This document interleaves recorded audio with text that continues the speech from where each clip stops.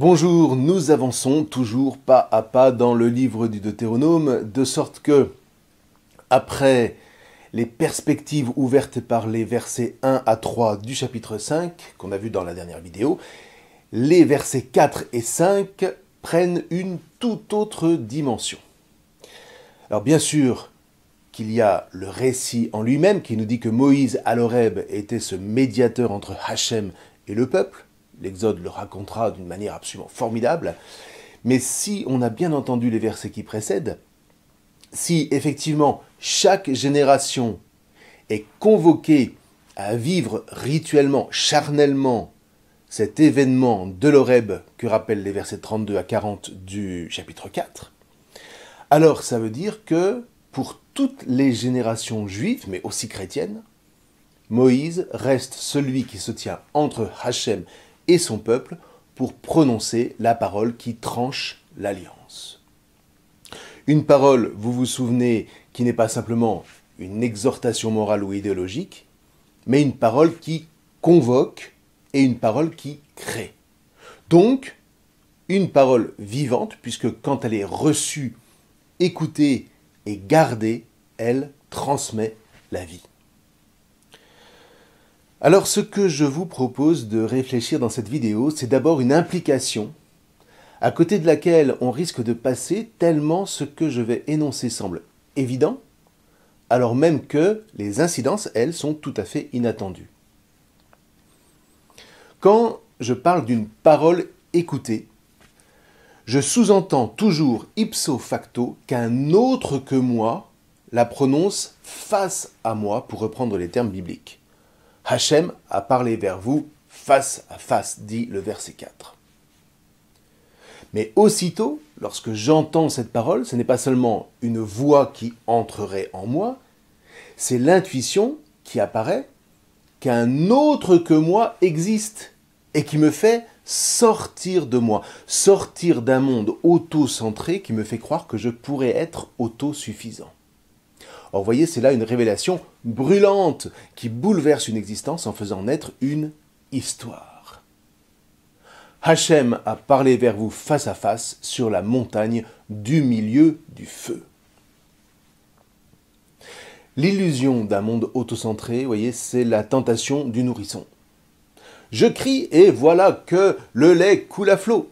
Je suis le roi. Jusqu'au moment où l'esclave qui se précipite à mon service ose commettre un crime de lèse-majesté en disant non. Oh, quel toupet!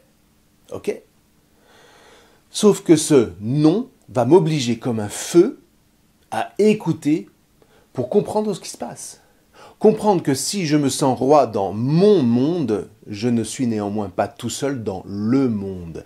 Et qu'il va falloir à tout le moins négocier. Ce non prononcé par l'autre m'oblige donc à sortir de moi, à sortir du monde illusoire que je m'invente. Et ce faisant, eh bien, cette parole de l'autre fait naître en moi une conscience. Or, précisément, vous voyez, nous assistons avec la Torah à la naissance de la conscience d'Israël. Et comme toutes les naissances, celle-ci n'est pas confortable. On voit bien qu'à chaque occasion, Israël va tenter de reprendre la main, va tenter de négocier avec Hachem en disant « Si tu ne fais pas telle chose ou telle autre pour moi, on rentre en Égypte. » C'est la tentation idolâtre. Voyez, puisque Hachem n'est pas contrôlable, eh bien, on va voir d'autres divinités qui, elles, sauront nous servir. On est dans la confrontation maître-esclave, on est dans la loi du plus fort. Tout l'enjeu va donc être de comprendre par la suite que l'autre n'est pas nécessairement un ennemi, mais un autre qui vient à nous en ami. Ce qui est un rôle délicat parce que l'ami nous est donné précisément pour nous délivrer de ce moi autosuffisant qui nous emprisonne et pour que paraisse en nous la conscience. Alors, la conscience, non pas comme la capacité de rentrer en soi-même pour méditer ou pour réfléchir, mais tout au contraire, la conscience comme cette capacité de sortir de soi pour se mettre à l'écoute et consentir à brûler au feu d'une rencontre. Rappelez-vous, Notre cœur n'était-il pas tout brûlant en nous quand il nous parlait sur la route? Voilà, encore une fois, la conscience naît à partir d'une rencontre. Et tout le but de la Torah est de préparer à cette rencontre brûlante avec cet autre qui est Hachem. Une rencontre qui prend nom d'alliance, évidemment. Sauf que la Torah n'opère pas intellectuellement, vous l'avez compris. Elle opère toujours à travers des récits, elle opère charnellement, et c'est bigrement plus efficace. Mais la Torah va plus loin.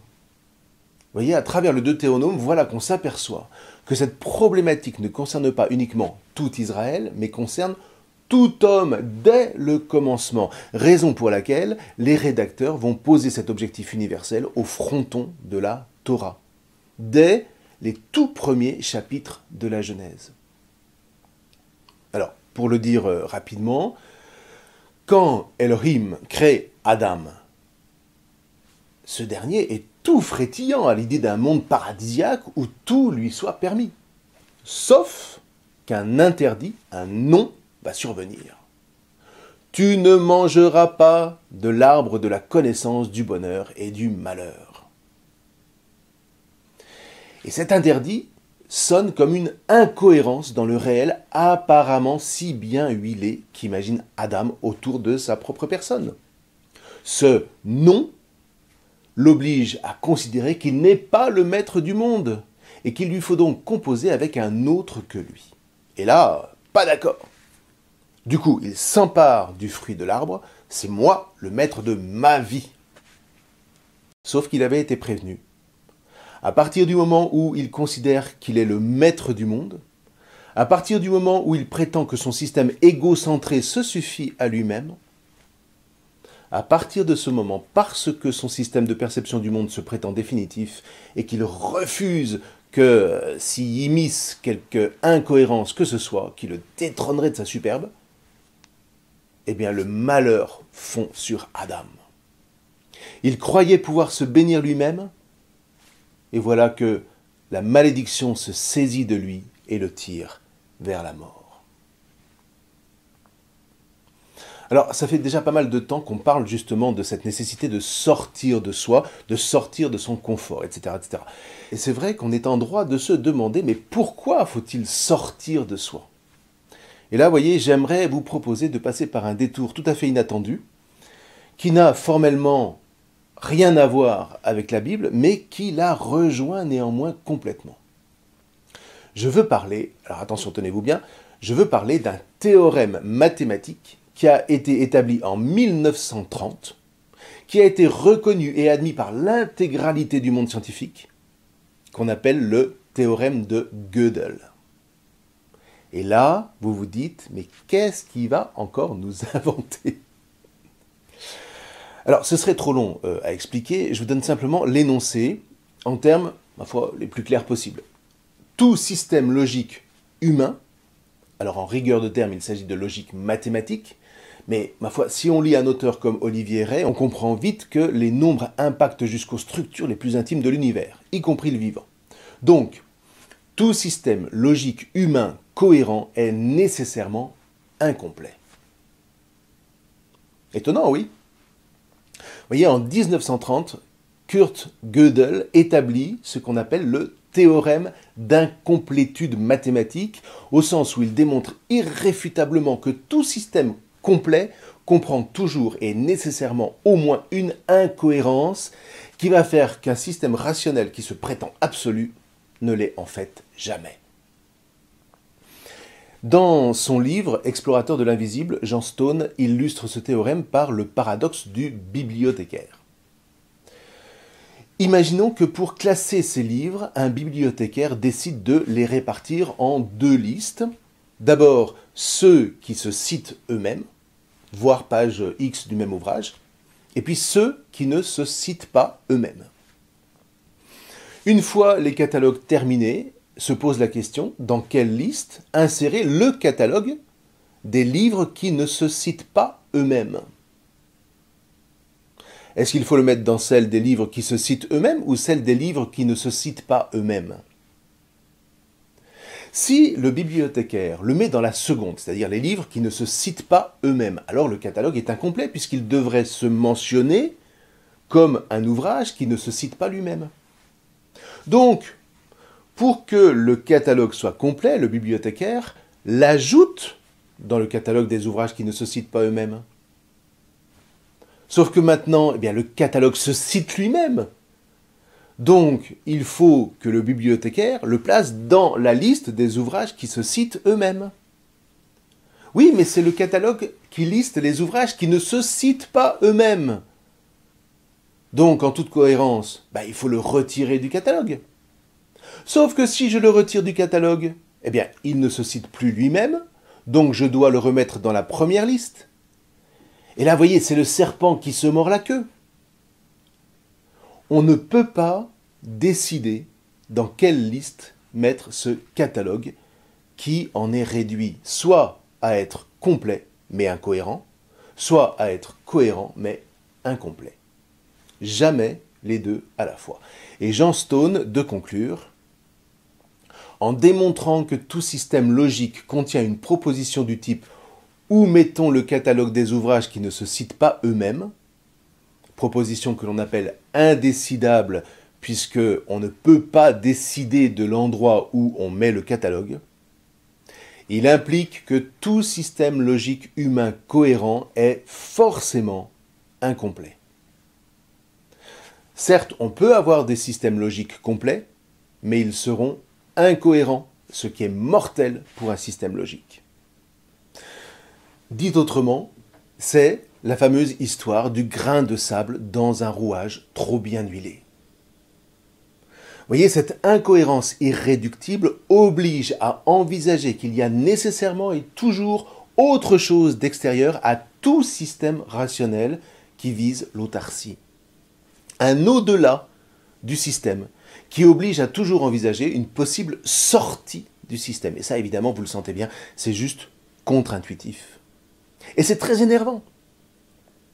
Ça a complètement déstabilisé l'Académie des sciences mathématiques. Un homme comme Hermann Weyl a écrit à l'époque « C'est le paradigme même de la rationalité qui vient de voler en éclats ». Kurt Gödel venait de démontrer logiquement que toute logique mathématique qui se voulait complète comportait nécessairement un moment illogique, un moment indécidable. Alors vous me direz, mais qu'est-ce que ça a à voir avec la Bible? Eh bien, voyez, si les nombres font partie de la structure la plus fine du réel matériel, eh bien le théorème de Gödel signifie tout simplement que dans le monde créé, dans le monde dit réel aujourd'hui, eh bien rien n'est complet et rien ne le sera jamais. Ça signifie que rationnellement, ce monde sait dorénavant qu'il ne sait pas se suffire à lui-même. Quoi qu'on fasse et quoi qu'on en dise, il subsiste toujours une incohérence rationnelle qui oblige le monde à ne pas se contenter de tourner illusoirement sur lui-même. Ça ne relève pas d'une défaillance du monde, mais tout au contraire, ça relève de sa condition d'existence. Vous voyez, le monde ne peut exister jusque dans sa dimension mathématique la plus intime que s'il n'est pas complet, que s'il ne se suffit pas à lui-même, que s'il n'est à lui-même ni son origine ni sa fin. Voyez, c'est chaud de chaud. C'est là où ça devient brûlant comme un feu parce que cette règle irréductible de l'incomplétude touche par ricochet tout le réel. Et c'est même ce qui fait le réel dans toutes ses dimensions. Dans le fond, cette démonstration oblige à considérer rationnellement que le réel créé n'est pas, ne peut pas être autosuffisant. Et là, vous me voyez venir. Ça oblige à tout le moins à penser que Dieu, ou un principe spirituel, appelez-le comme vous voulez, existe nécessairement au-delà de ce monde-ci. Et c'est la fin de ce qu'on appelle le matérialisme fort, c'est-à-dire le matérialisme radical. Et le pire, c'est que le coup de grâce vient de l'intérieur même de ce matérialisme, puisque mathématiquement parlant, il est désormais établi depuis bientôt 100 ans que aucun système rationnel ne saura jamais être complet.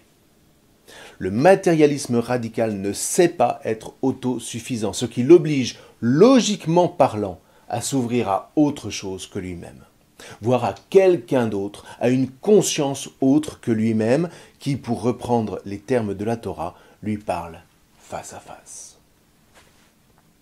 Alors, bon, encore une fois, c'est un résumé infiniment trop rapide avec des raccourcis insupportables, j'en ai bien conscience, mais en tout cas, l'idée est là. Avec des conséquences assez étonnantes, ne serait-ce que parce que ce théorème de Gödel, élargi, démontre que la logique humaine sera toujours limitée. Autrement dit qu'elle est faible, non pas au sens de défaillante, mais au sens où elle a besoin, où elle est constitutivement faite pour s'éveiller à quelque chose ou à quelqu'un d'autre qu'elle-même. Elle est faite pour s'éveiller à la conscience qu'elle se reçoit d'un autre et que c'est cette rencontre, cette alliance avec l'autre qui lui fait se sentir vivante.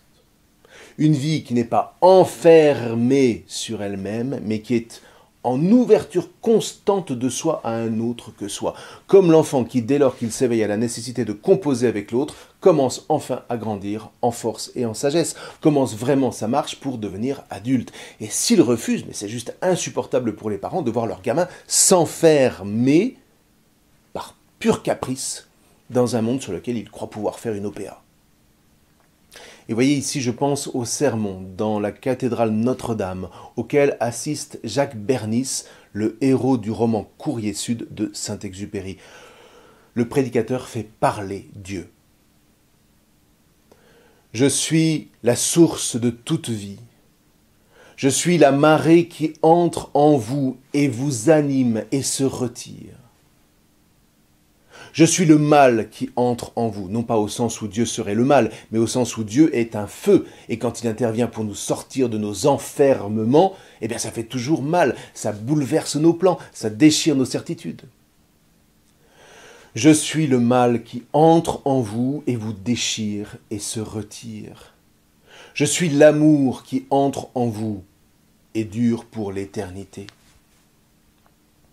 Et vous venez me parler d'interpolation. Et vous venez dresser contre moi votre misérable logique humaine quand je suis celui qui est au-delà, quand c'est d'elle que je vous délivre. Ô prisonniers, comprenez-moi. Je vous délivre de votre science, de vos formules, de vos lois, de cet esclavage de l'esprit, de ce déterminisme plus dur que la fatalité. Au sens qu'il nous délivre de la radicalité du déterminisme. Il nous délivre de l'idéologie scientiste, et non pas évidemment de la science en elle-même. Je suis le défaut dans l'armure, je suis la lucarne dans la prison, je suis l'erreur dans le calcul, je suis la vie. Vous avez intégré la marche de l'étoile, ô génération des laboratoires, et vous ne la connaissez plus. C'est un signe dans votre livre, mais ça n'est plus de la lumière. Vous en savez moins qu'un petit enfant. Vous avez découvert jusqu'aux lois qui gouvernent l'amour humain, mais cet amour même échappe à vos signes. Vous en savez moins qu'une jeune fille. Eh bien, venez à moi. Cette douceur de la lumière, cette lumière de l'amour, je vous le rends. Je ne vous asservis pas, je vous sauve. De l'homme qui le premier calcula la chute d'un fruit et vous enferma dans cet esclavage, je vous libère. Ma demeure est la seule issue. Que deviendrez-vous hors de ma demeure, hors de ce navire où l'écoulement des heures prend son plein sens, comme sur l'étrave luisante l'écoulement de la mer qui ne fait pas de bruit, mais porte les îles. Alors, d'accord, Jacques Bernis en conclut à un sermon désespérant. Saint-Exupéry est athée. Mais en fait, c'est tout le contraire. Plus encore aujourd'hui qu'à son époque, l'homme s'enferme dans ses calculs. Il n'arrive plus à voir que des algorithmes partout.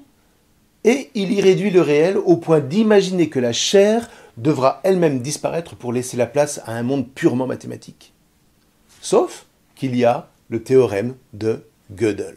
Un tel monde n'est pas possible et il n'est même pas concevable rationnellement. Et là où l'homme tente malgré tout de le mettre en place coûte que coûte, eh bien il monte les murs de sa propre prison. Mais heureusement, un autre veille au-delà du système. Et je voudrais ici vous lire un autre texte qui traduit à sa manière l'irruption de Dieu dans nos vies enfermées.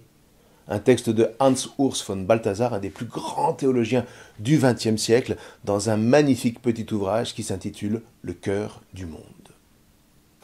Mon fils, entre le milieu de la nuit et le froid du matin, au moment où ils me traînèrent pour la deuxième fois devant le juge, j'ai séjourné dans ta prison.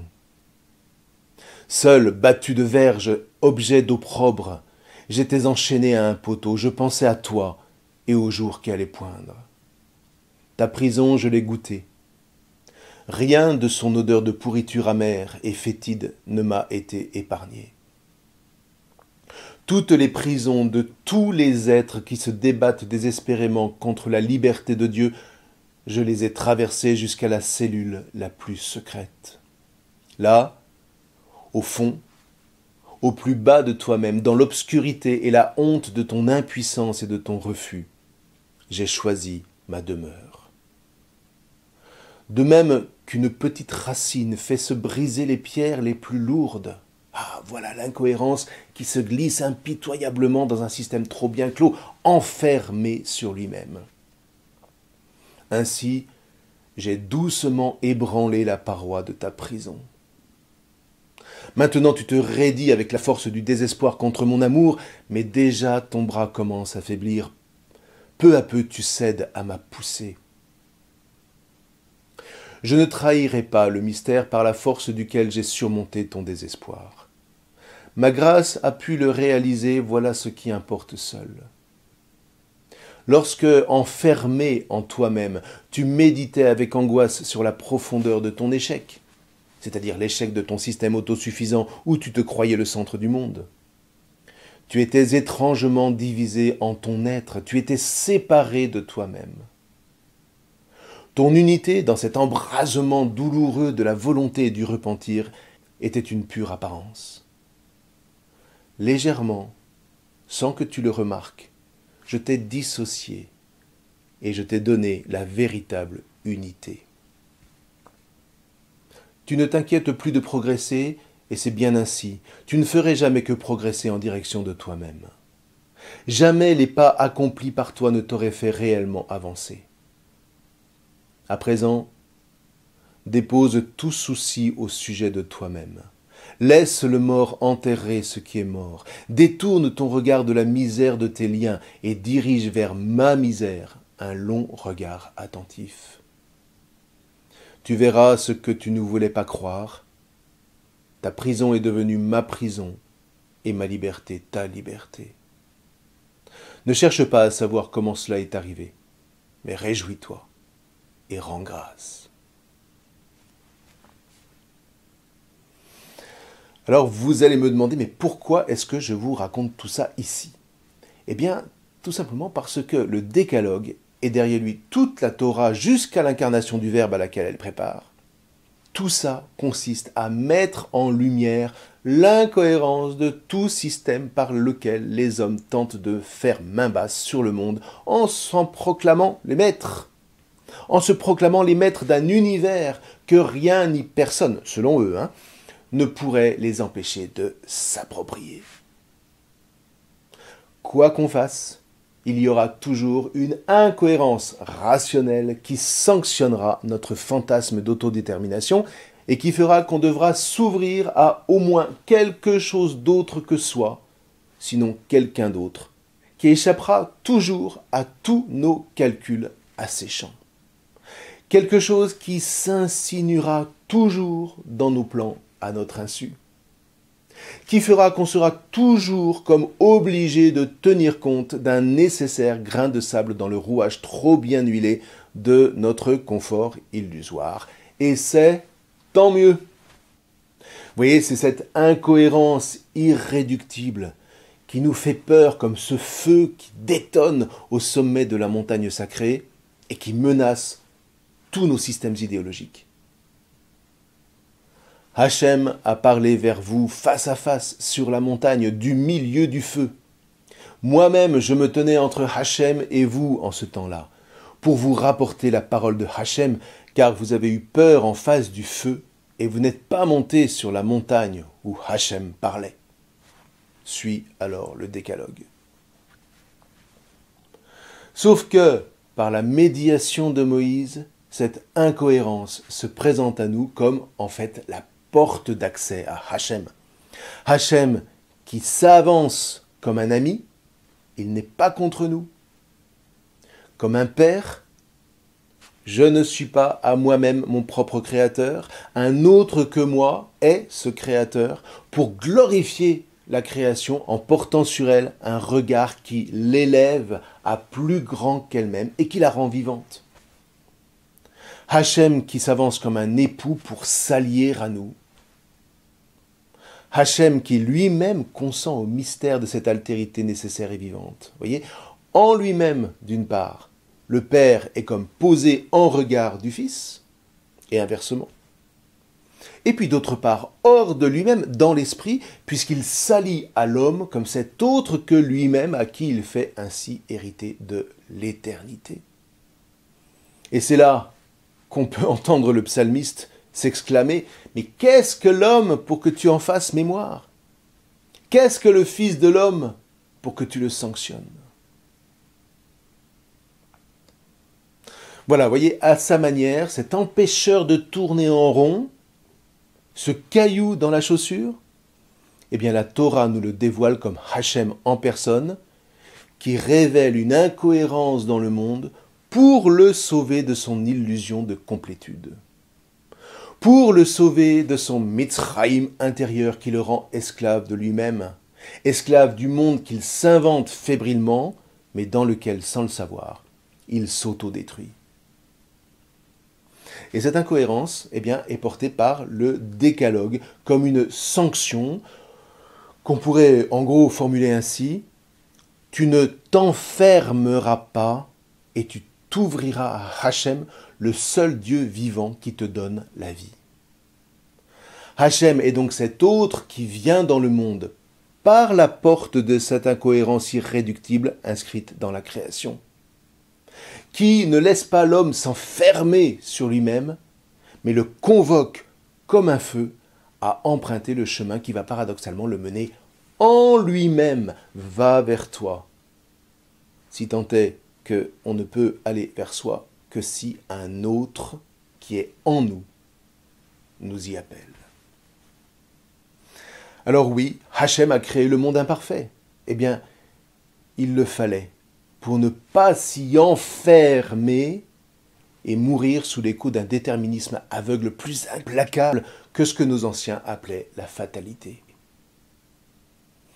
Il nous a créés faibles. Eh bien, il le fallait pour que nous consentions à avoir besoin d'un autre que nous-mêmes, pour pouvoir sortir de nous-mêmes et consentir à la merveille que nous sommes. Et rappelez-vous vraiment, être faible ne signifie pas être défaillant, tout au contraire. Rappelez-vous Saint Paul, c'est lorsque je suis faible que je suis fort. Et voilà pourquoi Hachem ne laisse pas son peuple se laisser aller. Voilà pourquoi il envoie Moïse pour le cadrer. Voilà pourquoi il le sanctionne par les prophètes chaque fois que le peuple prétend pouvoir s'affranchir de Hachem et de sa parole d'alliance. Voilà pourquoi Hachem va même jusqu'à s'unir en personne à cette création imparfaite en prenant chair de notre chair, en assumant la faiblesse de la chair et en nous manifestant que si, du cœur de cette faiblesse constitutive de cette chair, nous consentons à ce chemin vers l'autre, et donc au cadre de ce chemin que dessine le décalogue, alors la chair est libérée de son Mitzraïm intérieur, de ses frontières enfermantes, et elle peut dès ici-bas vivre non pas en complétude, mais en plénitude, et porter sans peur un fruit qui demeure. Or, voyez, une telle chair libérée, eh bien, la mort ne sait pas la garder.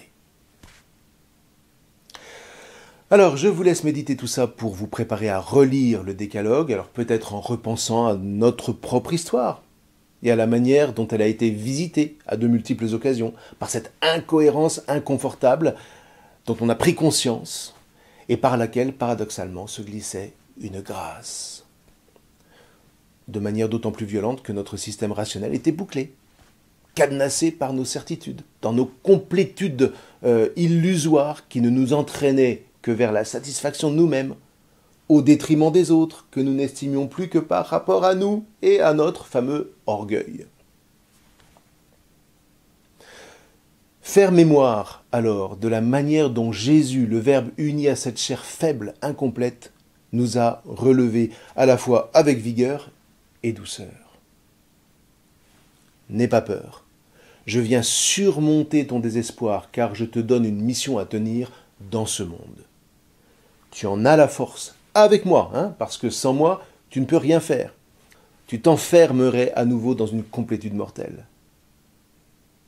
Tu en as la force, donc, avec moi, et avec moi, eh bien, tu vas pouvoir soulever des montagnes et aplanir le chemin de la vie pour toi et pour tes frères. Car moi, Hachem, je suis ton Elohim qui t'ai fait sortir du sol de Mitzrayim, de la maison des esclaves, dit le verset 6 que nous verrons la prochaine fois. Je vous remercie.